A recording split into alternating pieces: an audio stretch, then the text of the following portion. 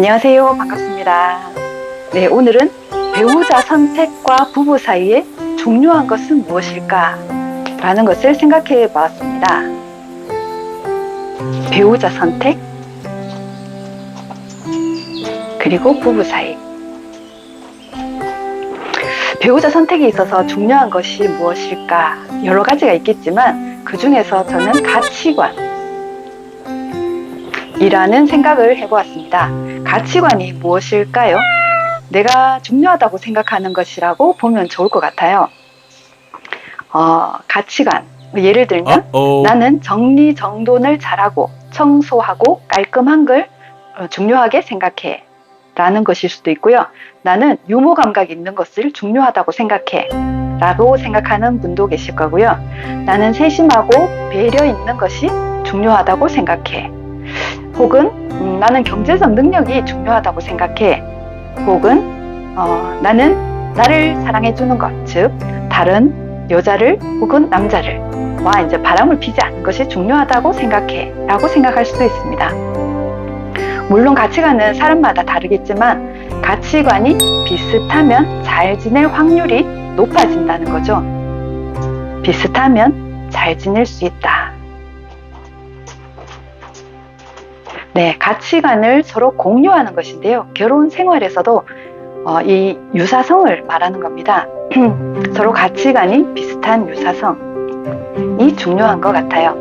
반드시 똑같을 필요는 없지만 가치관이 서로 비슷해야 한다는 것이죠.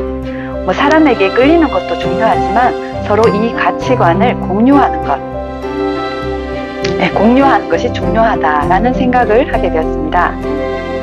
부부가 함께 살면서 또 공유해야 될 게 어떤 것이 있을까 생각을 해보면요. 두 가지를 생각을 해봅니다.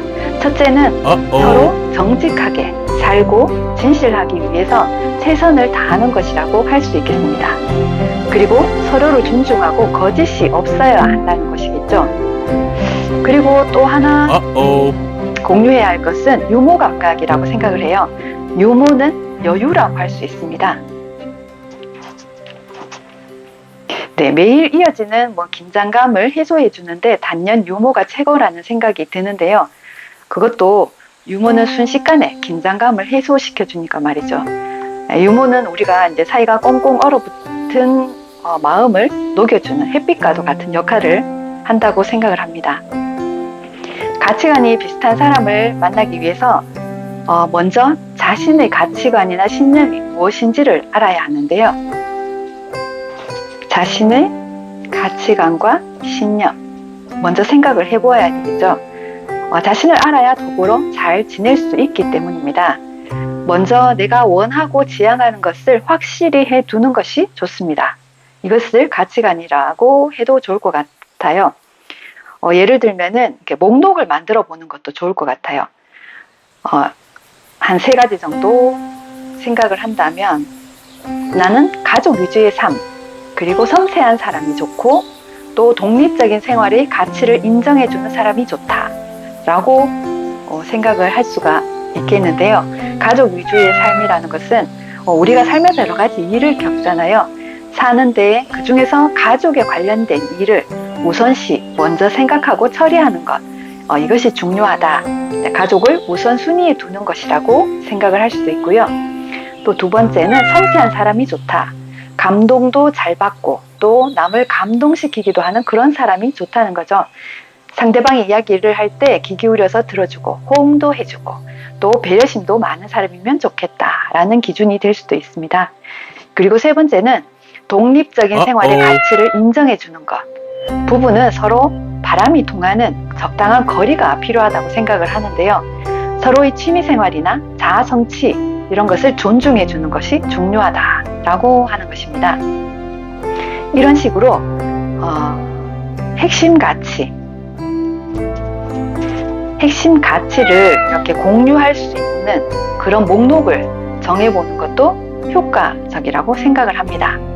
이제 결혼이 오래 지속되는 분들이 있잖아요. 그런 경우 어떻게 그렇게 가능할까라고 또 생각을 해보면 결혼 유지할 수 있는 한 2가지를 생각해 봅니다. 첫 번째는 결혼의 안정성인 것 같아요.